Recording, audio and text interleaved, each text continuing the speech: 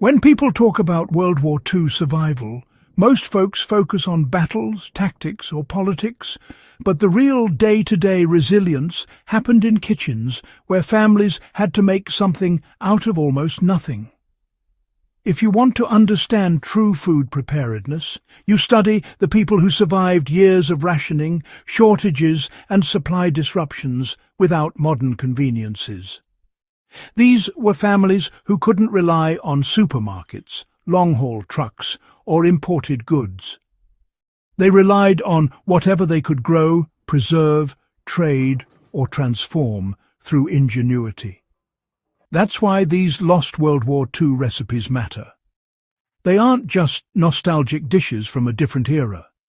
They are practical survival tools that kept millions alive under extreme conditions, and they still work today for anyone who wants to build real food resilience.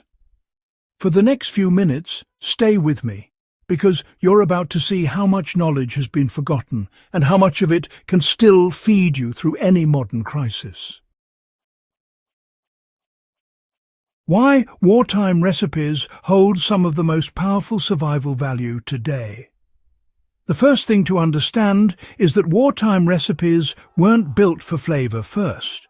They were built for longevity, efficiency, and nutrition under pressure. Governments encouraged dishes that stretched scarce supplies, maximized calories, and made low-cost staples feel filling enough to get through another day. What many preppers forget is that these meals weren't designed for occasional emergencies. They were eaten daily for years. That's what makes them powerful. You're studying a proven system that held up long-term, and the principles behind these recipes still translate directly to modern preparedness. The victory stew approach shows how to turn scraps into full meals. One of the most common wartime meals was a perpetual stew built from whatever vegetables were still available in the garden or cellar.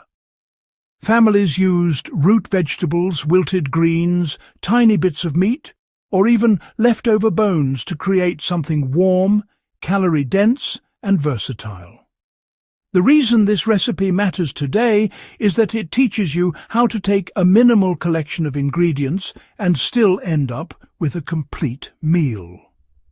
A prepper can recreate victory stew by combining beans, any available vegetables, stock cubes, and even dehydrated greens.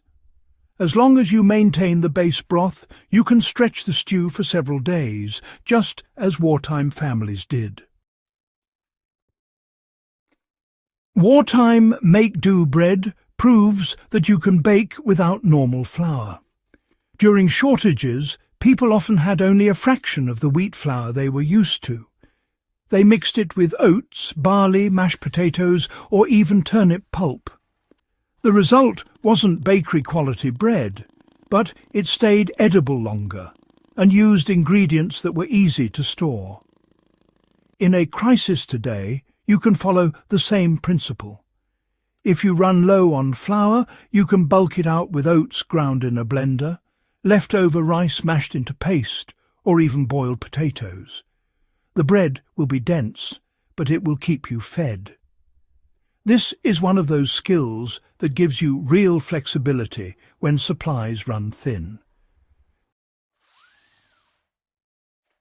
During rationing, so-called mock dishes really showed how folks replaced expensive foods with cheap substitutes. Mock recipes became popular when, meat, sugar and fat were all restricted. People got creative, coming up with things like mock sausage made from oats and herbs, mock goose from lentils and barley, and even mock cream using reconstituted milk powder. These dishes, they only existed because people had absolutely no choice. But they do prove just how much you can do with basic pantry staples. If you're storing things like rice, beans, pulses and powdered milk, you already have the foundation for several of these recipes. These substitutions, honestly, Stretch your calories without it feeling like you're eating nothing but starvation rations. Dried fruit puddings now. They really demonstrate how to create a bit of comfort food when sugar runs out. Sugar rationing force families to rely heavily on raisins, prunes, or dates to sweeten desserts. One of the most common dishes was a steam pudding made from dried fruit, leftover stale bread, and just a little bit of fat. The great lesson from this recipe is that dried fruits store well for years and can still create morale-boosting meals. In a crisis, you'd follow the same steps. Soak your dried fruit, mix it with breadcrumbs or flour, add some powdered milk, and steam it. It's simple, filling, and comforting. Exactly what families needed during those wartime blackouts. Hardtack-style biscuits.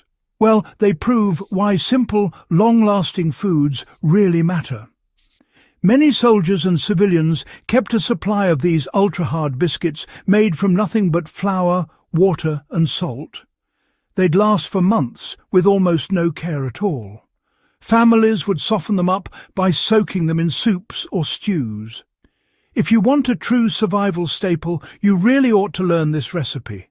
It's cheap, requires almost no ingredients, and makes something that'll last. If you start rotating these into your pantry today, you'll always have a guaranteed carbohydrate source on hand. Root vegetable pies show how to create full meals from non-perishable produce. With meat rationed, pies filled with carrots, turnips and onions became the norm. The technique mattered more than the ingredients. Slow cook the vegetables, thicken the sauce with a bit of flour, then top everything with a simple pastry crust. This dish kept families full on vegetables that could last months in cool storage. Today, if you have a root cellar setup, even a basic one, you can recreate the same strategy and turn bulk produce into full meals. Oatmeal. Everything became essential when wheat was scarce. People used oats for breakfast, bread, cakes, sausages, and even savoury dishes. Oats were cheap, easy to store, and endlessly flexible. The lesson for modern preppers is straightforward. If you're not stocking oats, you're missing a cornerstone ingredient that worked through an entire world war. With just oats, salt, and a bit of fat, you can produce multiple recipes right away. Wartime preservation recipes show how to extend shelf life using almost no resources. Families relied heavily on pickling, canning, and salting. These methods didn't require electricity and worked year-round. Learning even one of these skills today gives you a tremendous advantage. Whether you're preserving green beans, cabbage, or leftover meat, the principles used in wartime kitchens are still fully applicable. At the end of the day, these WWII recipes aren't just historical curiosities. They're a blueprint for real self-sufficiency.